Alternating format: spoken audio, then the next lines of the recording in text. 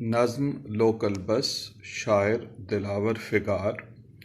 Local بس میں سوار لوگ ہار سایہ دیوار، گنہگار اور مرغے گرفتار کی طرح پڑے ہوئے تھے۔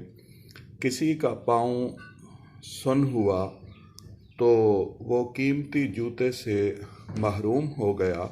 لوگ کنڈکٹر سے الجھ رہے تھے کہ وہ گاڑی کو چلوا دے۔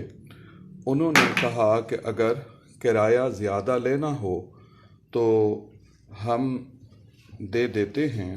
کنڈکٹر نے جواب دیا کہ اب چلانے کی ضرورت نہیں، اگر تم اتنے ہی نازک مزاج ہو تو اس بس میں کیوں آئے ہو؟ اس نے کہا وہ اس کنڈکٹری سے تنگ تو آ چکا ہے، مگر وہ کسی کے دباؤ میں نہ آئے گا۔